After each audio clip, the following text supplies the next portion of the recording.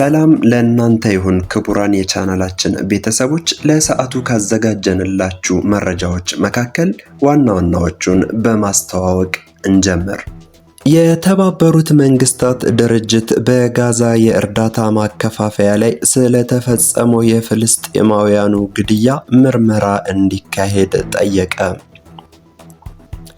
ደቡብ ኮሪያና ሰሜን ኮሪያ በሚያደርጉት ድብቅ ጦርነት ኪም ጆንግ ኡን እያሸነፉ ይሆን?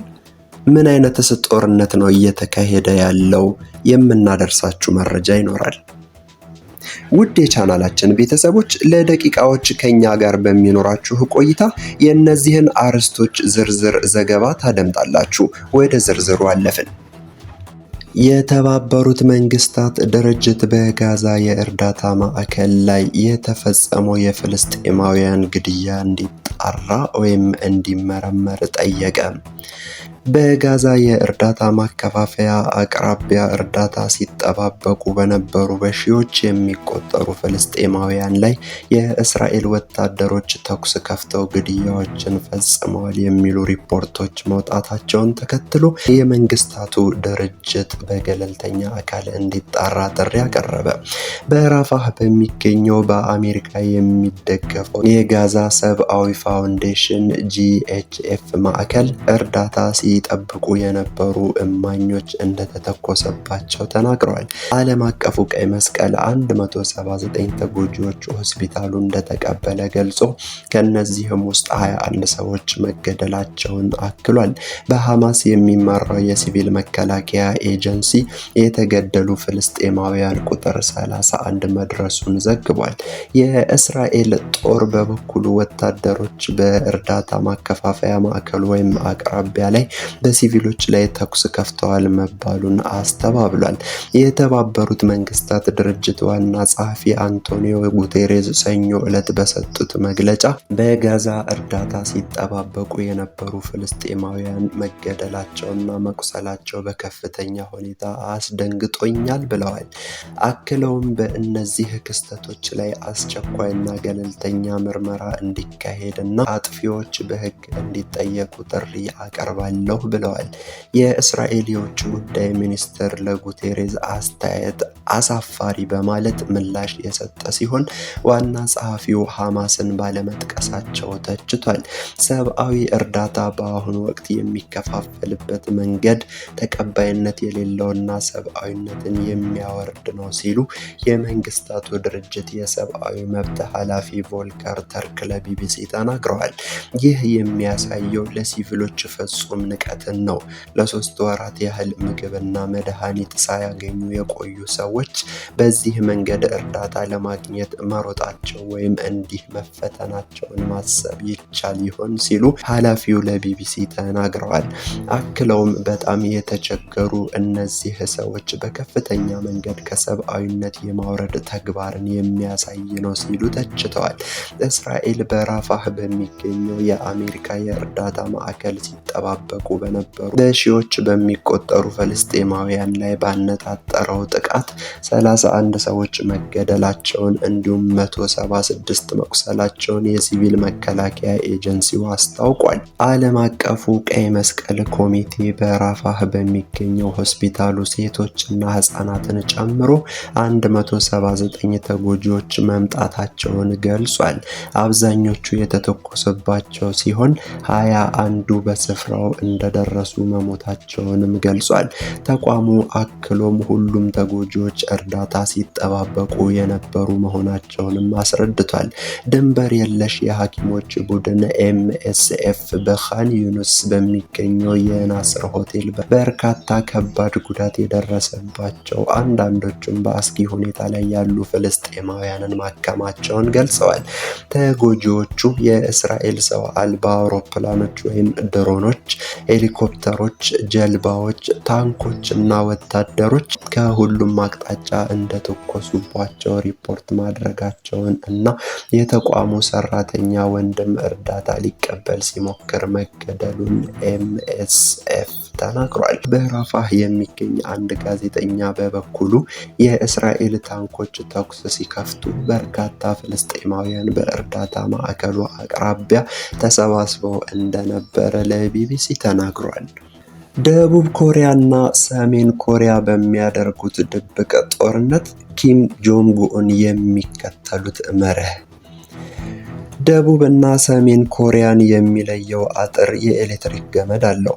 ይህ አጥርን የሚጠብቁ በመቶዎች የሚቆጠሩ ወታደሮችም ተደርድረዋል። በየመሃሉ ቅጠልማ የወታደር ልብስ ቀለም የተቀቡ ግዙፍ የድምፅ ማጉያዎች ተሰቅለዋል። የቢቢሲዋ ጃን ማኬንዚ ባለፈው ወር ወደ ስፍራው አቅንታ በነበረበት ወቅት አንደኛው ድምፅ ማጉያ የደቡብ ኮሪያ ሙዚቃ ሲለቀቅበት ሰምቻለሁ ትላለች። ሙዚቃው ቅኔ ያዘል ነው። ወደ ውጭ ስንጓዝ ጉልበት እናገኛለን ይላል። ሰሜን ኮሪያውያን ከሀገራቸው መውጣት አለመቻላቸውን በሾርኔ ለመንካት የተከፈተ ሙዚቃ ነው። ከሰሜን ኮሪያ ድምፅ ማጉያ ደግሞ ወታደራዊ ፕሮፓጋንዳ የሚነዛ ሙዚቃ ይሰማል። ምንም እንኳን ደቡብ ኮሪያና ሰሜን ኮሪያ ጥይት ባይታኮሱም አሁንም ጦርነት ላይ ናቸው። ይህ ጦርነት የመረጃ ጦርነት ነው። ደቡብ ኮሪያ ወደ ሰሜን ኮሪያ መረጃ ታሾልካለች። የሰሜን ኮሪያ መሪው ኪም ጆንግ ኡን ደግሞ ይህንን የመረጃ ፍሰት ለመግታት ተግተው ይሰራሉ። ህዝባቸው ከውጭ የሚመጣውን መረጃ በፍጹም እንዲደርሰውም አይሹም። ሰሜን ኮሪያ ኢንተርኔት ዘልቆ ያልገባባት የዓለማችን ብቸኛዋ ሀገር ናት ማለት ማካበድ አይደለም።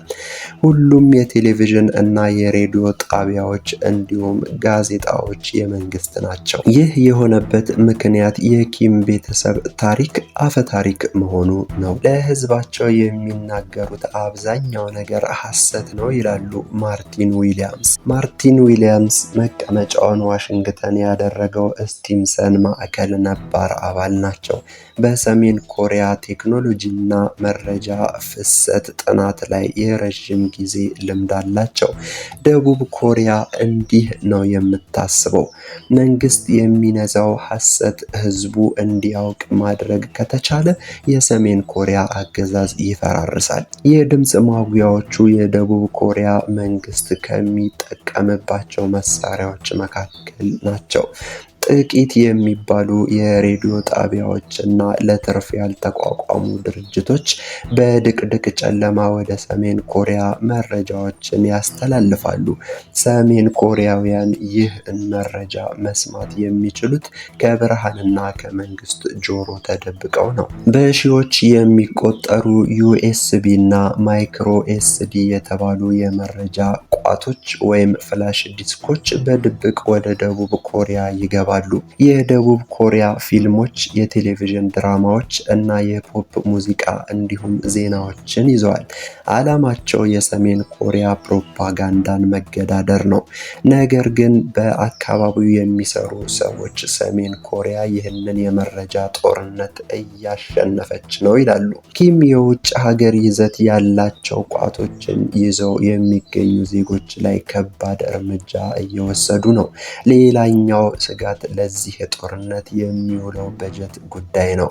የዚህ ስራ አብዛኛው ገንዘብ የሚገኘው ከአሜሪካ መንግስት ነበር። ነገር ግን አሁን ፕሬዝዳንት ዶናልድ ትራምፕ ሀገራቸው የምትሰጠውን እርዳታ መግታታቸው ሌላኛው ስጋት ፈጥሯል። በድብቅ የሚገቡ ሙዚቃዎችና ድራማዎች። ዩኒፊኬሽን ሚዲያ ግሩፕ ወይም ዩኤምጂ የተባለው መንግስታዊ ያልሆነ የደቡብ ኮሪያ ተቋም ነው ዜና እና አዝናኝ ፕሮግራሞችን እየጫነ ወደ ሰሜን ኮሪያ የሚልከው።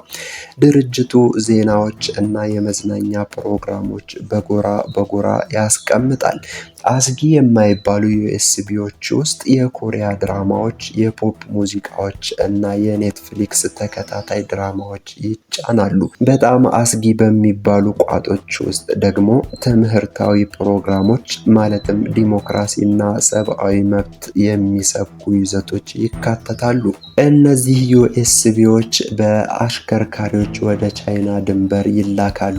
የድርጅቱ ሰዎች ሕይወታቸውን አደጋ ላይ ጥለው ዩኤስቢዎችን ወንዝ ያሻግራሉ። የኮሪያ ድራማ ጉዳት ያለው ባይመስልም የደቡብ ሰው እንዴት በነፃነት እንደሚኖር ያሳያሉ። ግዙፍ ሕንፃዎች ውስጥ የሚኖሩ ሰዎች ፈጣን መኪናዎችን ሲያሽከረክሩና ከትላልቅ የገበያ ማዕከላትም ምግብ ሲሸምቱ ይታያል። ይህ በሰሜን ኮሪያ ፈጽሞ የሚታሰብ ነገር አይደለም። ኪም የደቡብ ሰው እጅግ ድሃና በጭቆና የሚኖር ነው ብለው ለህዝባቸው ለሚነዙት ፕሮፓጋንዳ ይህ ትልቅ አደጋ ነው። አንዳንድ ሰዎች ድራማዎቹን ሲያዩ እንዳለቀሱ ይናገራሉ። ለመጀመሪያ ጊዜ ህልም እንዳላቸው እንዳወቁ ያስረዱናል ይላሉ የዩኤምጂ ዳይሬክተር ሊ ኩዋንግ ባክ። ምን ያክል ሰዎች የኮሪያ ድራማና ዜና እየኮመኮሙ እንደሆነ መረጃው ባይኖርም በቅርብ የተሰሙ ምስክርነቶች መረጃዎቹ በሰፊው እየተሰራጩ እንደሆኑ ያሳያሉ። ሰሜን ኮሪያ ውስጥ ተቃዋሚ ፓርቲ የለም። አገዛዙን በግልጽ የሚቃወም ሰውም የለም። ለተቃውሞ አደባባይ መውጣትም በፍጹም የማይታሰብ ነው። ዳይሬክተሩ በመረጃዎቹ መሰራጨት ምክንያት ሰሜን ኮሪያውያኑ ትግል ይጀምራሉ የሚል ተስፋም ሰንቀዋል። ክቡራን የቻናላችን ቤተሰቦች ለሰዓቱ ያሰናዳንላችሁ መረጃ ያደመጣችሁትን ይመስል ነበረ። ከሰዓታት ቆይታ በኋላ ደግሞ በአዳዲስ መረጃዎች ተመልሰን እስክንገናኝ ላይክ፣ ሼር እና ሰብስክራይብ ማድረጋችሁን እንዳትዘነጉ።